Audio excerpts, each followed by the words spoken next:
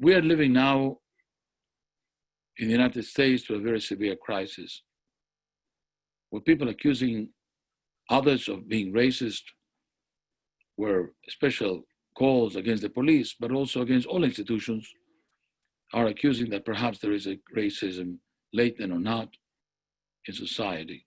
And there are many people who are speaking on behalf, especially of the African Americans, to try to solve and help them in their situation. I want to address this issue now. First of all, I want to tell you the Jewish experience can be very helpful in explaining and helping the African American community. And that is the subject that I want to address today. The other day, I was listening to a beautiful choir written by the Italian composer Verdi. Verdi, in the 19th century, wrote a beautiful opera about the Jews being exiled to Babylon and how they were dreaming of returning to the land of Zion. And one of the reasons that he wrote this opera and this beautiful choir that is so famous was that he at that time was dreaming also of the unification of Italy into one country, which is actually, he was one of the proponents. He wanted to use the Jewish experience to help him crystallize and help his own cause. And they give me an idea. The Jewish experience can be helpful to many nations. And especially I want to use today the experience of the Jewish people to the African community. Just as the African community has suffered through slavery, the Jewish people suffered through slavery. And it's interesting, when we think about our slavery, we don't say Zecher Mitzrayim, to remember Egypt. We say Zecher Litziat Mitzrayim, remember the exodus from Egypt. Our emphasis is not in what we suffer. Our emphasis is that there is a God who took us out of there. And that very simple fact makes all the difference. The African American community is very upset about having been enslaved. But perhaps they should pay attention to the fact that now Hashem has taken them out from that slavery. And if they took them out of that slavery, it's because they have something important to contribute to the world.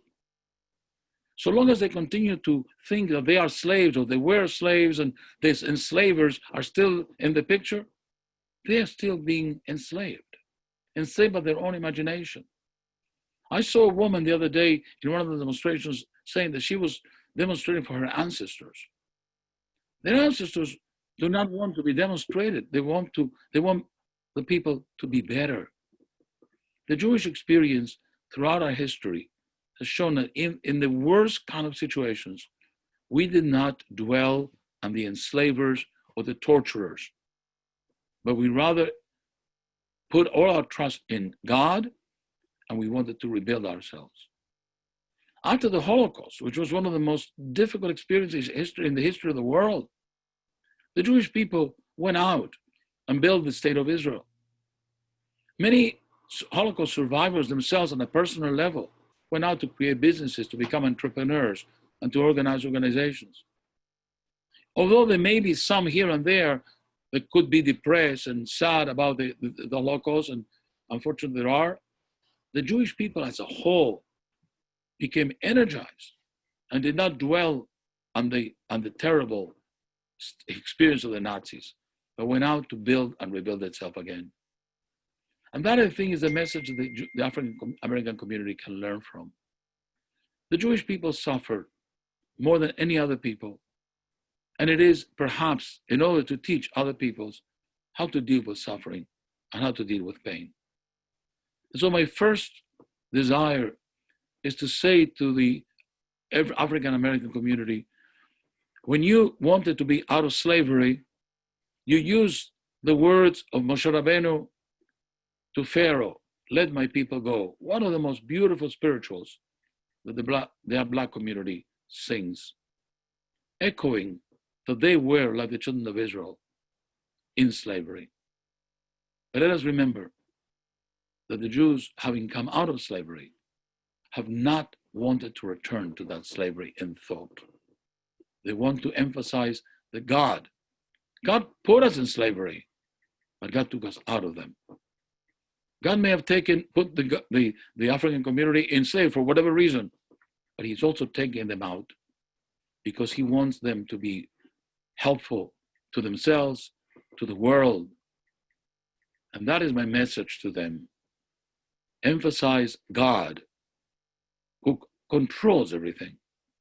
And that if the Black community, after so many years, has already been emancipated, do not pay attention to the prejudice of one person or another, but go out and build yourself. I want to end with one thought. We Jews suffer a lot from prejudice. We've been denied access to universities. We've been thrown out of clubs. We are always, still even today, depicted as demons and bad people.